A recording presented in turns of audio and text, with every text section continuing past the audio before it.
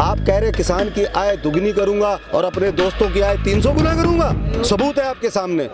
हमारी आय दुगनी करने का झांसा दिया और अपने दोस्तों की चुपचाप आय 300 गुना करने का प्रोग्राम बना दिया आपने। सब झूठ है। जब हम वापस जा रहे थे, घर जा रहे थे, तो हमें एक भैया मिले जिनके हाथ में गोभी है और वो भी पैक्ड गोभी है। उनसे जानना चाहेंगे, भैया पहले नाम बताइए अपना। मेरा नाम साहेब सिंह है, उत्तराखंड के उधम सिंह नगर जिले से आया हूँ। अच्छा, ये गोभी क्यों मतलब पैक्ड है, किसको कुछ बताइए हमें। अब ये नए कानून ये कहते हैं कि किसान की उपज जो है उस उपज का जो मूल्य है वो बाजार निर्धारित करेगा। अब भारत सरकार के FSSAI संस्था जो है वो इसको एक लाइसेंस देती है, जिस लाइसेंस नंबर ये देखिए पहले, ये बार कोड नंबर है, ये पैकिंग करने वाली कंपनी का नाम है, ये प्रोडक्ट का नाम है कॉलीफ्लावर, नेट वेट है 500 ग्राम, MRP है 300 रुपए, कीमत 300 रुपए और डेट थी 29/12/2020। अब आपका ये जो लाइसेंस होल्डर बाजार किसान के पास पहुंचा, किसान को इसने बताया कि जो तूने गोभी पैदा की है ना भाई, इसकी कोई मांग नहीं है बाजार के अंदर, इसको तो कोई ग्राहक ही नहीं है, मैं ये तुमसे ले नहीं पाऊंगा। किसान ने हाथ जोड़े, क्योंकि वो फसल थी कहाँ फेंकता, तो ये 2 रुपए से 4 रुपए प्रति किलोग्राम के हिसाब से किसान से लेके आए और इसको लाकर अपने वेयर हाउस में रखा। वेयर हाउस में रखने के बाद जो शहर के मेरे उपभोक्ता भाई हैं, मेरे भारतवासी हैं, उनको ये बताया कि इस बार गोभी पैदा ही नहीं हुई है, गोभी नहीं मिलेगी तुम्हें खाने को, और उधर पर्दे के पीछे इसको रैपर किया, लाइसेंस नंबर लिखा, MRP इसकी तय कर दी प्रति किलोग्राम 600 रुपए। अब ये है आपकी ओपन मार्केट, जो किसान की उपज का मूल्य बाजार तय कर रहा था वो, अब इसने किसान से जो 2 रुपए या 4 रुपए किलो की चीज बाजार में लाके 600 रुपए किलो की है। जो ये इतना बड़ा वेरिएशन है, इसका लाइसेंस भारत सरकार ने इसको दिया है, तो ये काले कानून अपने आप में सिद्ध होते हैं कि ये जो 590 रुपए के लगभग का जो वेरिएशन आ रहा है, ये पैसा किसकी जेब में जा रहा है। इतनी बड़ी लूट करने का अधिकार इस कंपनी को किसने दिया? राजनाथ जी, माननीय मंत्री जी, आप 1.5 साल का इंतजार करने को कह रहे थे, 1.5 दिन के अंदर सबूत के साथ आपके सामने पेश हैं हम लोग। ये जो इतना बड़ा वेरिएशन है, किसान के खेत से 200 रुपए से 400 रुपए कुंटल की जो गोभी थी, वो उपभोक्ता तक पहुंचते पहुंचते 60,000 रुपए कुंटल की कैसे हो गई? काला बाजारी बढ़ी या घटी? आप ये भोली भाली जनता को अब समझाइए, जिसे आप समझा रहे हैं कि किसान कानून को समझ नहीं पा रहे हैं। और असल में सरकार को ये तकलीफ है कि ये तो हमने चोरी से कानून बनाया था, इसको किसान समझ कैसे गए? तकलीफ इस बात की है, ये जो काला बाजारी का सबूत है बैच नंबर के साथ, हम MSP का रोना रो रहे हैं, हम सड़कों पर पड़े हैं, हमारी तादाद लाखों में है, आपको दिखाई नहीं दे रहा है। और बॉम्बे में एक हीरोइन का छोटा सा छज्जा क्या टूट जाता है गैर कानूनी, आपकी पूरी सरकार रुदाली विलाप करना शुरू कर देती है, और आपको सड़कों पे पड़े किसान नहीं नजर आ रहे, मौतें नजर नहीं आ रही, आपकी संवेदनाएं कहाँ चली गई हैं? आप सत्ता के नशे में इतने चूर कैसे हो गए? सबूत को कैसे जुटलाएंगे? सबूत ये देखिए, टिन नंबर, वो इसका FSSAI नंबर, जिसको खोलते पूरा एड्रेस सामने आएगा कि ये किस कंपनी ने ये प्रोडक्ट, ये प्रोडक्ट नंबर, जिससे कि उनका प्रोडक्ट का किसका भाव कितना तय किया था, ये सदा ही रहेगा। ये आपके सामने सबूत है, ये इस चीज की पुष्टि करता है, कि ये आपके कानून जो आपने बनाए हैं कानून है। MSP ना होने की वजह से किसान को कुछ नहीं मिला, व्यापारी पे नियंत्रण होने की वजह से काला बाजारी हुई, जो आपने भंडारण की क्षमता खोली उसकी वजह से काला बाजारी हुई, और देश में आर्थिक विषमता पैदा हुई, इससे ज़्यादा और सबूत किसान क्या लेके आए आपके पास?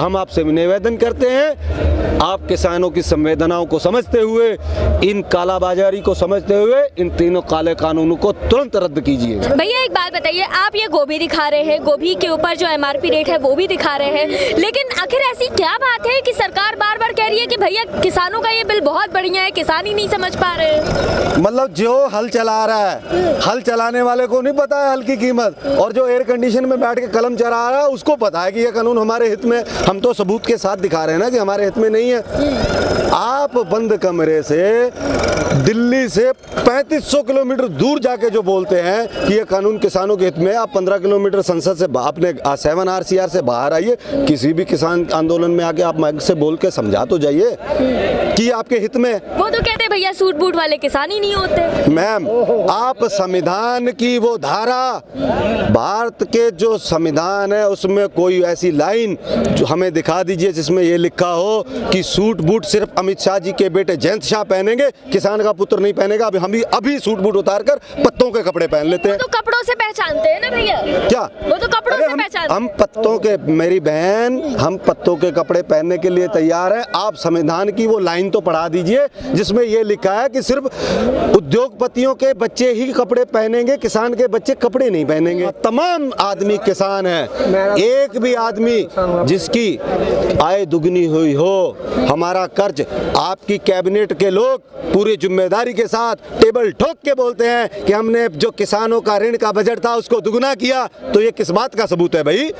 आपने ऋण का बजट दुगना किया मतलब हमारा कर्ज दुगना हुआ है, दुगनी नहीं हुई, हमारा कर्ज दुगना हुआ है। हमारी आय तो उतनी ही रहने देते, और मान लो 1%, आप कह रहे किसान की आय दुगनी करूंगा और अपने दोस्तों की आय 300 गुना करूंगा।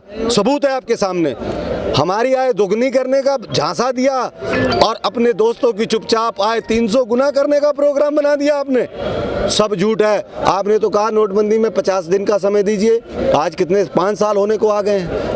आपने तो हर बार समय मांगा, हर बार आप झूठे साबित हुए। आपने तो ये भी कहा था कि दोस्तों जिस दिन हम सरकार में आए पहला ही दिन होगा, पहला ही काम होगा, किसानों की कर्ज माफी होगी, स्वामीनाथन रिपोर्ट लागू होगी। हुए? अरे हुए भाई।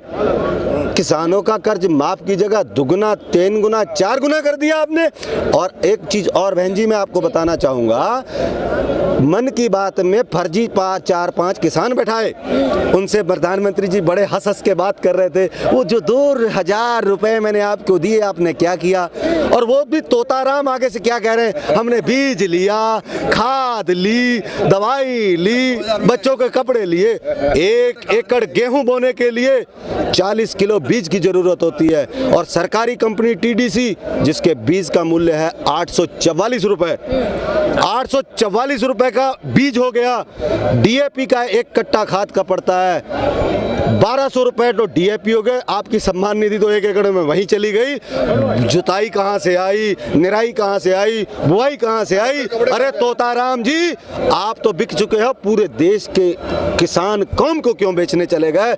ऐसा कौन सा आपको मोह था या डर था, या किसी तहसीलदार DM की बंदूक आपकी ओर सीधी हो चुकी थी कि आप तोताराम बन के वो 2000 रुपए के फायदे गिनाने लगे? अरे जिसके सामने बैठे थे उसका एक ही सूट 10 लाख का होता है, उसका एक ही सूट 10 लाख का होता है, और हमें 500 रुपए महीना, 16 रुपए रोज का दे के किसान को, वो उसको ये कह रहे हैं कि सम्मान निधि से आपके जीवन में क्या असर पड़ा?